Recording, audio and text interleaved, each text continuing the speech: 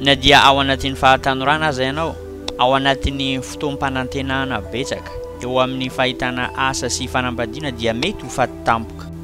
amin'ny vanim-potoana iainantsika izao dia betsaka ny olona matin'ny kansera isan-taona nefa mbola tanora kely izy ireo ankoatr'izany dia betsaka koa ireo virus mitondra aretina izay mbola tsy nahitana fanafana hatramin'izao aoka mba ho fantatrao tsara fa na dia io virus kely io aza izay tsy hita maso dia efa mahavita mamona anao ao anatin'ny fotoana fohy monja tsy misy olona afaka mitondena fa tsy ho tratra ny aretina na loza mandritra ny androm-piainany rehetra ohatra fotsiny hoe ny lalandra kely hita ao amin'ny cerveau dia mety ho vaky noho ny antony tsy mazava akory io marika kely miloko mena io izay aseho antsika any an-tokantrano any dia mampiseho ny lalandra kely ao amin'ny cerveau mbola vo vaky ary izany fivakisan'ny lalandra kely zany dia mety miteraka loza tsy azo eritreretina ao anatin'ny loha ao ny fitomboan'ny pression sanguine na tosidra izany dia mety hamono ireo selule ny cerveau ary mitarika ny fahafatesana izany na mitondra faisana siklema eo amin'ny cerveau na vatana manontolo aza ohatra haintsika anazava izany bebe koa dia iandramatoa Jeremy Clive mpianatra manaraka taranja droit na lalàna eny amin'ny université-ny Cambridge ity lehilahy iray ity dia tena anisan'olona izay mba nanana nofinofy betsaka tamin'ny fiainana rehefa vita ny fianarana nefa andro iray izy dia narary tamin'izy nianatra tao anatin'ny bureau-ny mpampianatra ary nentina tany amin'ny hôpitaly aingana izy taorian'izany satria nisy tapaka ny lalandra kely tao anatin'ny cerveau-ny tao tonga dia nandroso tamin'ny fanaovana opération ireo mpitsabo nefa sarotra tamin'ireo mpitsabo ny namerina na nanohy izany lalandra kely izany ka lasa veritadidy Jeremy Clive antsoina amin'ny teny frantsay hoe perte de mémoire à court terme nanjavona tampotampoka teo ny vinavinan'ny Jeremy Clive sy ny nofinofiny teo avoka nampisolovava izany tsy tadidiny intsony ny zavatra enony sy hitany aorian'ny minitra vitsivitsy ny rakety natao anatin'ny vatam-pandraisam-peo ny zavatra rehetra teneniny mba hampinoana azy matetika ny tena mahagaga tamin'izany dia na dia hoe mbola avy ny sakafo nandritra ny minitra vitsivitsy monja izy dia efa adin'ny sahady izany ka tsy maintsy ny enregistrena daholo ny resaka ny rehetra nanofinofy teo avoka izy tamin'ny mbola nianatra nefa ny afara tamin'ny tsy fahafahana mitadidy zavatra nataony 10 minitra teo aloha izy tena mila fitsaboana sy fikarakarana sanandro sanandro i Jeremy Clive ohatra manaraka ity sary ity dia sarin'ny tovolahy iray antsoina hoe Henri de Lopinière tamin'izy mbola 12 taona monja tamin'io fotoana nakana sary io dia mbola mpianatra matsilo saina tsara izy rehefa feno 27 taona izy dia lasa businessman na mpanao-mbola be izy ary nananjanaka roa andro ray tsy nampompoiziny tamin'izy ny foa maraina dia nahatsapa fanaintainina teo amin'ny tariny eo akaikin'ny masony avia rehefa tonga tany tamin'ny mpitsabo izy dia nilazain'ny mpitsabo izy fa misy kansera eo ambanin'ny masony avia tsy ela taorian'izany dia io kansera nahazo azy io dia nihitatra teny amin'ny masony avia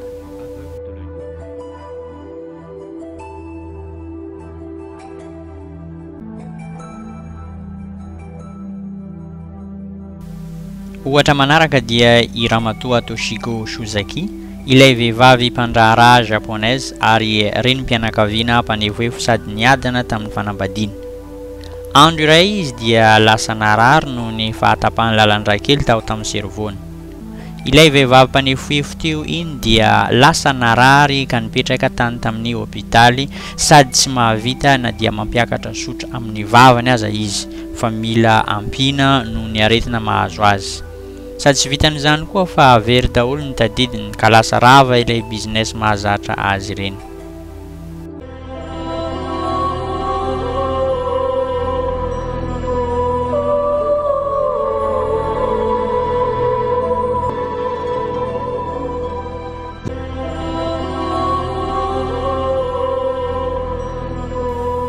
raha jerentsika sy eritreretintsika tsara ireny ohatra voatanisa ireny dia mitondra isika amin'ny filazana hoe tsy misy tombotsoa amintsika ny mifikitra be loatra amin'ity fiainana mandalo eto ambony tany ity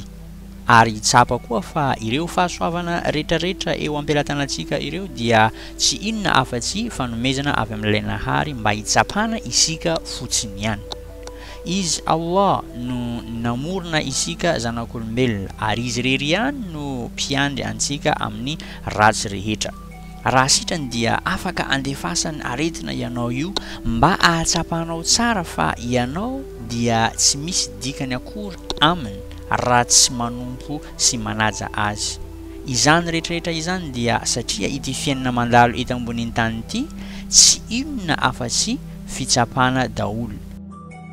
Ao anatin'izany fitsapana izany dia ireo olona fatra-panajany lalan'ilay Nahary irery ihany no mendrika hitoetra ao amin'ny saha Edena ho mandrakizay. Nefa kosa ireo olona izay mpiavonavina sy mpanao fahotana maro isan-karazany ireny dia tsy ho tafavoaka salama mihitsy rehefa tonga ny andro farany, ary fijaliana mandrakizay no miandry azy ireo.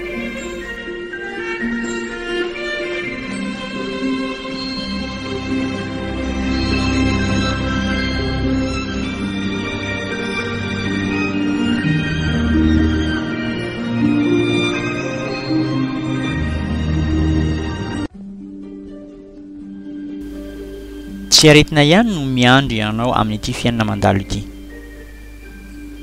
Mety ho faty ianao na ho kilemena koa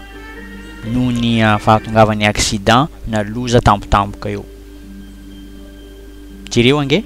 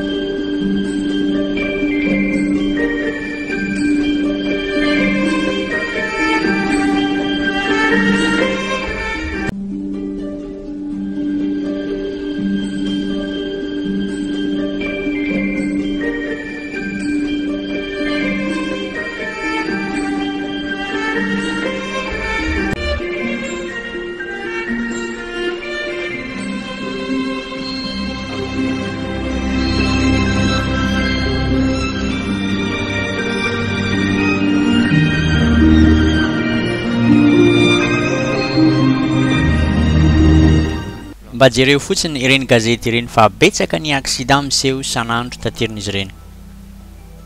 Talohan'ny fahafatesan'ireo olona accidenté ireo dia tsy mba nahafantatra akory fa ho faty ho ela izy ireo. Be vinavina loatra amin'ity fiainana mandalo ety ambonin'ny tany ity, nefa tsy nahatsikaritra ny fahafoezan'ity fiainana ity dia matampoka tamin'ny fomba tsy nampoimpoizina izy ireo. Ary ianao io, ianao ilay mijery honan-tsara ity no resahako zany. Na mbola tanora aza ianao na efa lehibe dia mety ho tonga aminao koa ny fahafatesana amin'ny fotoana izay tsy ampoimpoizinao aorian'ny fijerenao ity honan-tsara ity, na koa mety mandritra ny fijerenao an'ity honan-tsara ity zany. Aza adino fa ity honan-tsara izay jerenao izao dia mety ho fampitandremana farany ho anao mahakasika ny fahafatesana sy ny mba hieritreretanao ny fomba azahoana izany paradisa izany.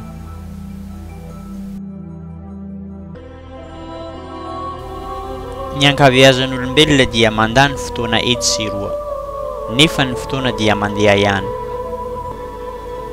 Ny volana sy ny taona dia mandeha tahaka ny raim-pimaso, nefa amin'ny antony tsy dia misy loatra, ny olombelona dia mody sary tsy mahafantatra an'izany rehetrarehetra izany.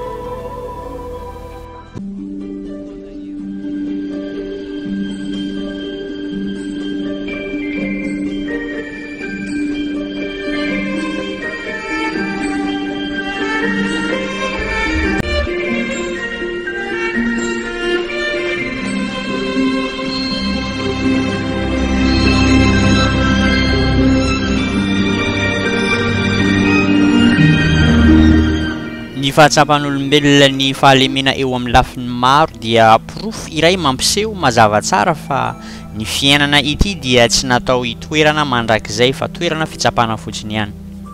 Ohatra fotsiny ny vatantsika ity.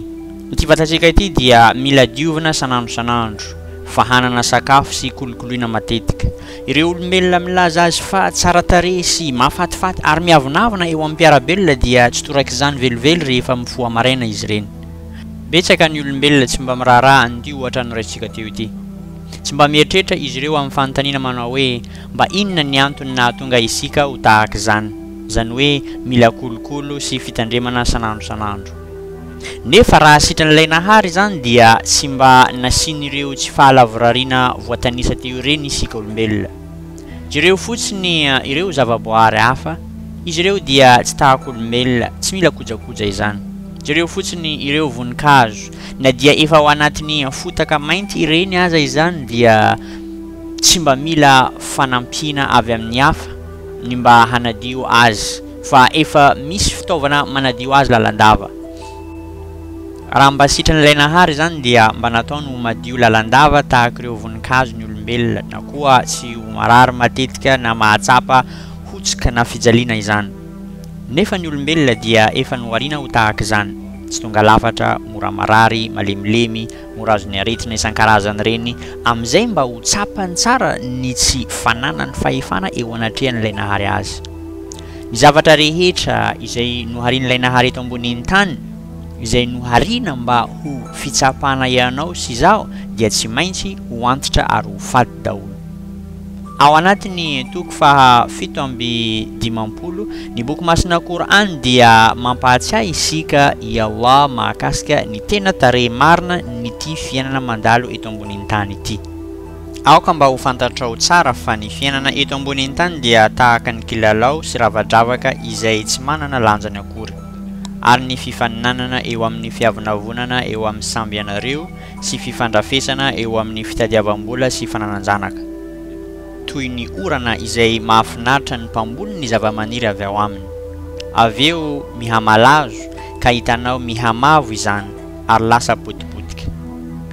ary any ankoatra dia misy famaizana mafy tokoa sy famelan-keloka amampakasitrahana avy amin'ny Allah fa ny fiainana eto an-tany dia tsy inona afa-tsy fa hafinaretana mamitaka ihany